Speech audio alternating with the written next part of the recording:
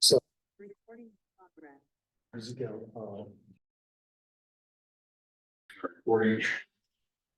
Just missed the last 2 hours. I'm gonna reshare. There we go. So I think that should remain because it clarifies that it is legislative, not quasi judicial. And it clarifies the city council is not obligated to enter into that agreement. I'm puzzled why it has to be an ordinance. I mean, I don't understand that. It's a good question. I mean, it doesn't really matter, except it just puts another burden on the whole process. Would city, you still think the city council should be the decision maker? They're making the decision, but then they have to go to another level. They make the decision, then they have to, then an ordinance has to be drafted by the city attorney. Ordinance can be drafted before they're making that decision, so we can do like a work session, very informal. That sounds very tricky if you're negotiating the terms of a development agreement. Maybe you could, I mean, we do it a lot, we can negotiate terms of work sessions or executive session. Yeah. I have a Okay. question though, in terms, Good question, but would it still go to P and Z for discussion, or would it bypass us? We talked about that. it would. I'm trying to remember. It's still good, it's still good easy because, this is how, I think I have it in here, because that was the comment, but the code, or sorry, the ordinance as written requires, it's be reviewed in conjunction with the site plan application or CUP. So the P and Z would say, we're only approving this condition and the development gets approved. Got it, okay. So yes, so it goes to P and Z in the sense that it has to be in conjunction with the public hearing application, the quasi judicial application, whatever that is. But city council is still a decision. We Okay, do get a chance to review it. right, And make and that's similar to how it already works anyway. You get a chance to review what they would need to have included in the development agreement in order for it to be, in order for it to be approved. The other clarification on like city council decision is, city council, if they're making a decision, they have to make a decision by a resolution or ordinance. That's the policy right now. And so there are reasons why you want to do it with an ordinance, because an ordinance is required to be publicly noticed. And this would be affecting a specific property, which could affect adjacent property owners, and you won't give the adjacent property owners an opportunity to provide public. If it's something that's affecting an adjacent application, development adjacent application. But isn't that true in any public hearing setting?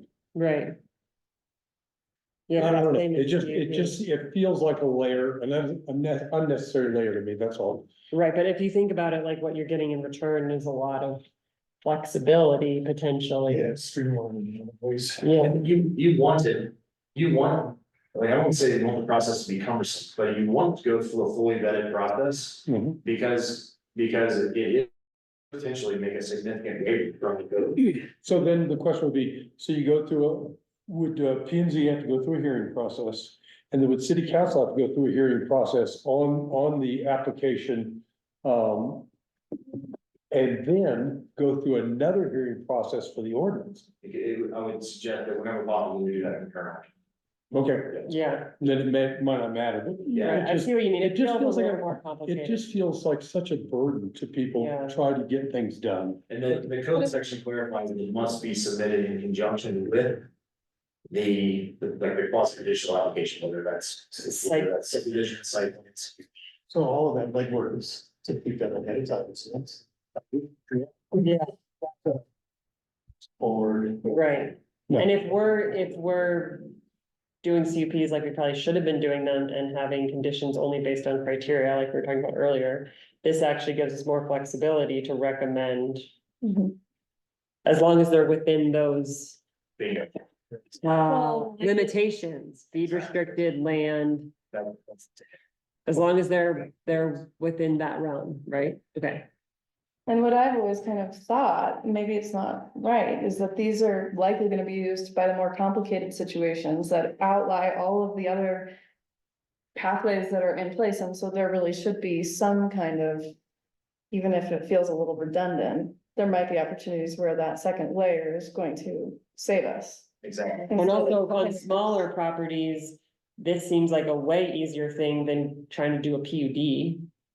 Yeah. PUD is so cumbersome, Oh, no, there's no doubt. but I feel like that's the only other option right now if you wanna do something. Where you need that flexibility in layout or uses or density or whatever. That's an awful good point. Originally, concerned about development agreements. So let me explain some of the benefits of this, is why this could be a successful tool. And they say, well, they should go through a PUD. We're not, We're not, yeah, in our code right now, PUD minimum size is 6 acres. right, so how many other Like places? literally no city. Right. So, and PUDs are, and that's kind of the whole, we've talked about this on our P and Z work session, that's the whole purpose of like PUDs, is when we have large areas applying zoning standards, it results in just, totally inefficient use of like public open space. Okay. Yeah, oh, good, I I'm good. missed you. I mean, yeah. I only concern myself with overburdening No, I hear you. I hear you. people Yeah, and try to accomplish something in the city. That's I think Well- concurrency is the key word there. Yeah, I think this can be simple when it needs to be and more complicated when it needs to be. okay, good. So, I'm okay, gonna recommend this to one of the places I'm working. okay, one of the comments was public benefits and modified standards should be more flexible and less limited. Staff doesn't necessarily, staff didn't necessarily agree to that when I originally started working. Not disagree with that, when I originally started working with this, I'm just trying to find an opportunity to align with all parties involved, including the city attorney. So these are the city attorney's responses to that, because I definitely multiple times have met with the city attorney about this, exploring this. So here are 4 bullet points that the city attorney really is communicating. They have these legal concerns, and in the future, they would suggest a more comprehensive development incentives program. Which is, we're trying to work on incentive zoning right now. I think though, we could only find it in Breckenridge. I mean, come on, it has to exist from the second bullet. They could not find a municipality other than Breckenridge. It has to exist somewhere else. Breckenridge didn't just make this up. Interestingly, yeah, you're familiar with the ABA website, ABA resources, PA. Do they have one? Zero. Zero resources on this. Maybe you need to be the person that writes that. It's true.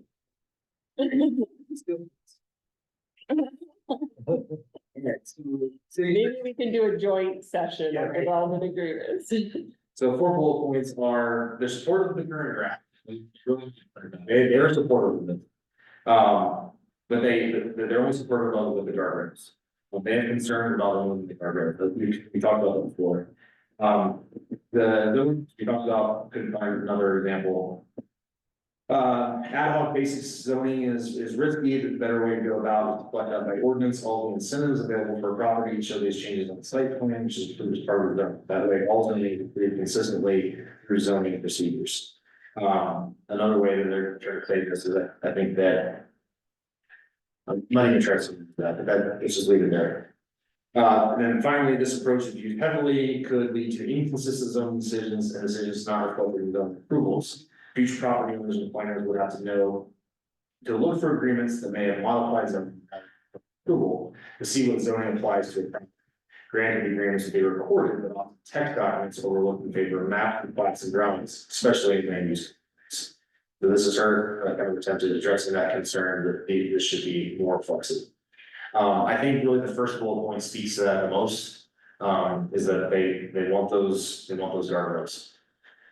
Okay, Okay, I didn't love guardrails, but, you know, it is what it is. We gotta start Not somewhere. falling on my sword, I have one. let's see here, so. At the city council meeting, staff communicated this to city council, I communicated P and Z's. P&Z's position on this, the P&Z was generally supportive of left guardrail. But I did communicate the city attorney had concern with removing the guardrail. City council did unanimously communicate that they were supportive of the guardrails as written by the city attorney. There was comments that, this is our first take at this, we can always come back and say we will need this to work better, work different. So that's certainly a valid. There was another comment at the last work session regarding clarification that both parties may enter into development agreement voluntarily. That there's just concern that the terms and conditions of the agreement are not voluntary. And so that was, we did have, I think, a minor clarification, pull that up on the screen. Right here, we clarified that this is a voluntary agreement between the city and an applicant. So it's voluntary to enter into, but once you're in that agreement, the terms and conditions are not voluntary. All right, next comment was, there are opportunities for conflicts of interest. Staff response is, this is a legislative process, it's approved by ordinance, so the same rules apply. In conflicts of interest that are already codified in code for the city council, for approving any ordinance. So that process already exists that has protections against conflicts of interest. So, I mean, I think we have to trust that the process that our city council has for passing any ordinance is already a process that's protecting from conflicts of interest. Next comment was ensure that modified standard for development agreement can only be obtained when that modified standard is not otherwise allowed. No, it's a good comment. So my responses to this is that the B and C in this ordinance regarding increase in height and increase in density. Where it says that the increase of blank permitted as set forth in this title provides that the development agreement can only be used to increase what is otherwise not already allowed. So it's a combination of that language, is the increase of what is permitted as set forth in this title. Perhaps that could be better, but right now I think that does clarify that you're only use this when it's not otherwise. So would those criteria B and C still apply or no? Yes, Okay, so in a case that would be similar to the one that we discussed earlier, where something is, you said like the 6 units on 4 city lots, that it would be way over 20%. So. yeah, it was 30, that would have been, I didn't say. It was 37. 37% over, or no, it would have been, sorry, it would have been 37 dwelling units per acre. Over the 10 that's allowed, so that's more than a 20% increase. Yeah, I was trying to think, so if I did that math correctly, 37 divided by, maybe it was 1.5. Was what's Tonight, the density was allowed was 1.5. Oh. They were it going. will be changed to 10 though, to 10 units an acre. With the Oh, passage of sorry. number, didn't you say that with the commercial district, what we just passed for ordinance 3, commercial is allowed 10 units an acre, correct? Yeah, going from 9. Yeah, so they were building 6, so. And how big is their lot? So we've been 400% increase. Right, so they wouldn't even. A circumstance similar to that one, Yeah, they'd be above the 20%, so this wouldn't even work for that. it would because of. Because Is of, there a different thing that applies to it? let me pull up the. Okay, sorry, I just thought that I wanted to think through that. No, that's a good question. Let me pull up this language. Because of this, the additional increases in building height or gross density may be approved if the city council makes a specific finding, in public meeting, public benefit at the time. Oh, okay, so I'm saying like, oh, these are affordable housing. Public benefit, blah, blah, blah, okay. That's kind of the best, the catch. Then why is the 20% in there? Good question. The city attorney is very adamant that they should be in there, and I would very adamant that in order for this to work, we need to have flexibility. This is reflecting the planning and zoning commission's comments, and that was the comments. So you could do B and C, or there's this other criteria. Yes, You can bypass it altogether. So we have, D is kind of your out, as long as there's public benefit. D is my way of being able to make this work the way that we want. it. Okay, got it. I can handle So that. you didn't end run it, the city attorney. Thank goodness this isn't being recorded.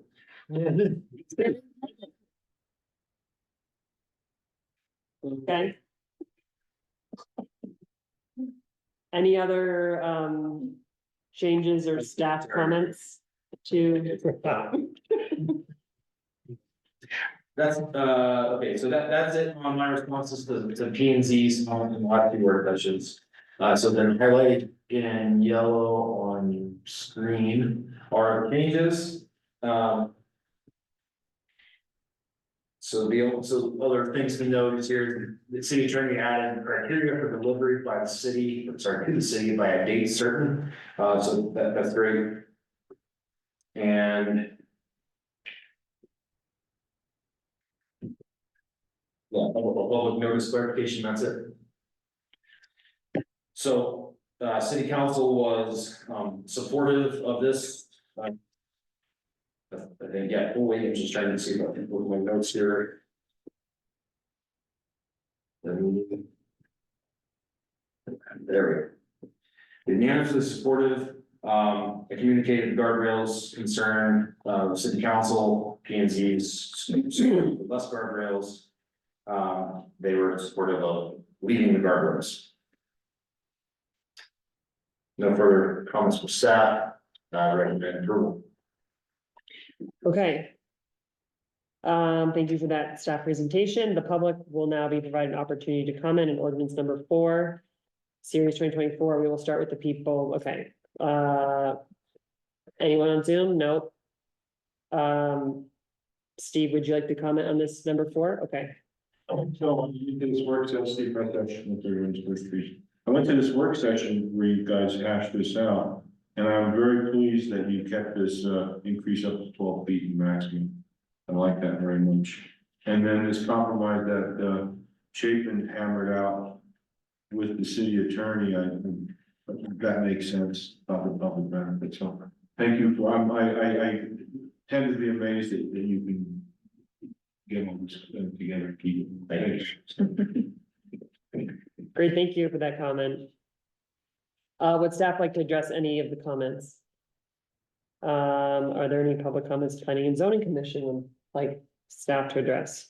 I would like to say I am impressed and amazed at the tightrope that Chapin's had to walk I know, to make this work. I just, I really think that it's been difficult, I think, for you to work your way through this. And I agree, Yeah. he should write this up. totally. This would be like a great conference topic. I'm really excited that it's like with the type of lots we have and the type of issues we have, like in having some onerous, like, inclusionary incent, or, like there's way more heavy-handed things like PUD processes, and it seems like conditional use permits aren't quite getting at some of the things we want, and that this provides like a nimble tool, especially on these smaller parcels where you have interest in redevelopment or adding interesting units or adding affordable units or whatever, that this seems like a really great tool for us to be able to navigate all these tricky circumstances. Yeah, exactly. It gives us a tool for our unique built environment. Exactly. Not a suburban community where we're growing, we're annexing, we're greenfield Yeah. developing. We're working with small 1800s platted 25-foot wide lots. Yeah, And this gives us a tool for those unique projects where we can get housing and otherwise couldn't. right. What were you gonna say? Just that I think you actually did this like incredibly quickly. I think it was in less than a year, so thank you. Yeah, thanks for all, this only work when we go to commission meetings and we review things, we get comments, get work done, you give me things to come back to you on. And, so I appreciate all of your work on this as well. I would also say I've always been opposed to inclusionary zoning. And for the very reasons that you've articulated, in a huge environment, maybe it makes more sense. But I always felt like it was just too overbearing for developers, and this is giving them voluntary Right. options within, Or it works in like a more resort-oriented environment where you're building these luxury right, units and trying to get concessions from that, but we're not really that type of environment either, you know? I think it lets people be creative with Yeah. really small parcels. you Right. know? Yeah, not suburban, not older resort, you know, that's not our community. Yeah. Mayor Green, do you have any comments before we recommend and pass this thing? No, really pleased with the path that this has followed. Okay. I'd like to make more. Oh, go ahead. I forgot to close public comment. We closed public comment. We just did planning commission deliberation. And now we can make a motion. Okay, I have it on the screen. Scott Bauer. I move the planning and zoning commission recommends the city council adopt attached ordinance number 4, series 2024, an ordinance amending title 17 of the Leadville Municipal Code to create a new chapter regarding development agreements. Roll call. lobby seconds. Okay, we have a roll call. Start with Mayor Green, Yes, Commissioner Ducharme, Yes, Commissioner Law, Yes. Commissioner Lyle, Yes, Commissioner Buller, Yes. and Commissioner Bauer. Yes. do the Motion gavel. passes.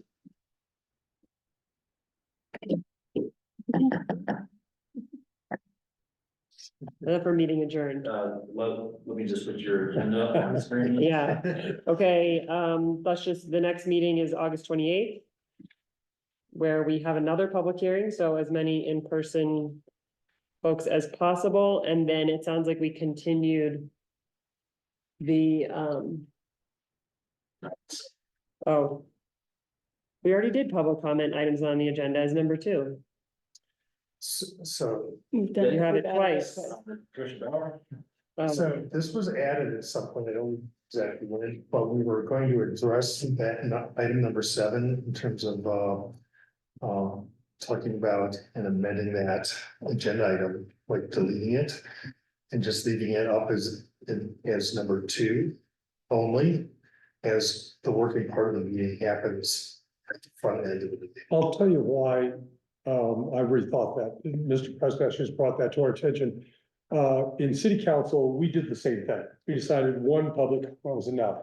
But then he brought up that we should have that second public comment, and I tend to agree, and here's why.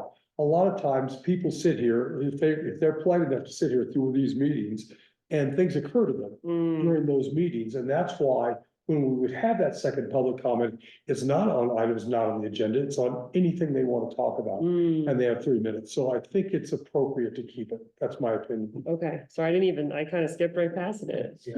So I guess my thoughts, if we were gonna discuss this now, was that.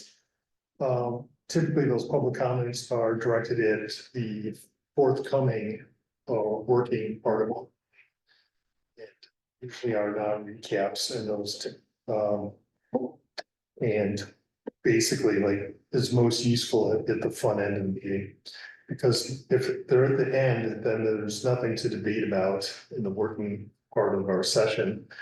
And therefore, I believe it kind of gets lost before the next meeting, when what's coming before us next meeting, so. So we approved the agenda with this on tonight, on the September 11th agenda, I'm just scheduling tentatively a discussion on this. Since that would be, I think, a lighter agenda elements. So if we want to talk about all of these going forward, we'll do that at the September 11th meeting.